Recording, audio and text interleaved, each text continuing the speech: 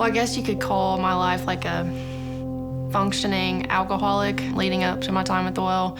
Like I could hold a job, I hadn't been to jail, I didn't have any charges against me, like I was making it work or whatever. But then, I got an abortion and it wrecked me. And I went from like functioning to not having a place to live, about to lose my car, facing jail time, like pretty much overnight. Like I got the abortion and 2 days later I was in jail with a DUI. And I got one like 2 months later, so like a lot happened in a couple of months. I went from like having a loving, happy relationship to being homeless and in jail. It took me getting to like a really, really low point in my life to listen to God. And I believe in my heart that I would have died that second time if like I hadn't gotten arrested, because I was blackout drunk and I don't remember driving. And that wasn't the first time it happened. I did it all the time. Like it's an act of God that no one's dead, that I'm not dead. I owe all of that to God.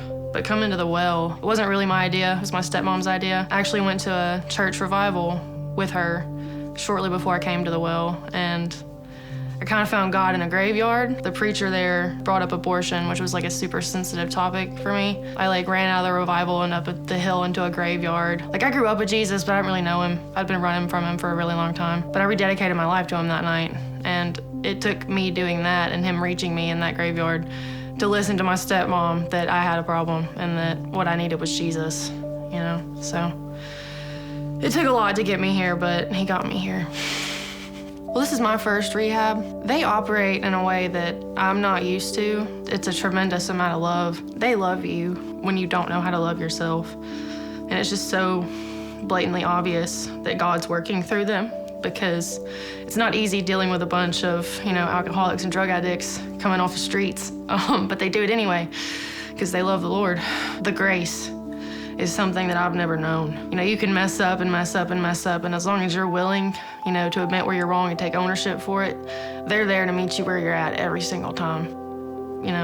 It doesn't matter if you punch a wall or you yell at an SLT, get in their face, they're gonna love you through it all, no matter what. You just have to be willing and keep your heart open and say, yes, Lord. I finally understand that my life does have a purpose, and that I am meant to be here, and that God doesn't expect me to be perfect. They don't expect me to be perfect.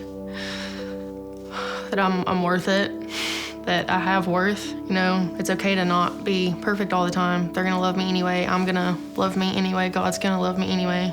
They helped teach me how to love myself again. They just gave me something back that I don't know that I've ever had, just the ability to love myself, and in them teaching me how to do that again, I can love other people and I can be a light to them.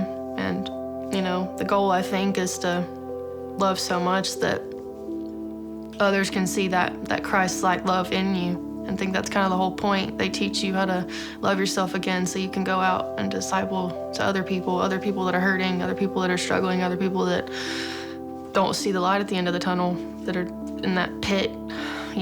They teach you how to call out for help and get pulled out of it. I think that they offer something that no other rehab offers. They operate out of grace and love, and you're not gonna find that in a 30-day program or 90-day program. They meet you where you're at. They don't care what you've done or where you've been or how long you've been in your mess. They're gonna meet you there. You just gotta be willing to show up, because they'll meet you where they're at, and they'll, guide you as God meets you where you're at. They're supporting you no matter what, when you can't support yourself.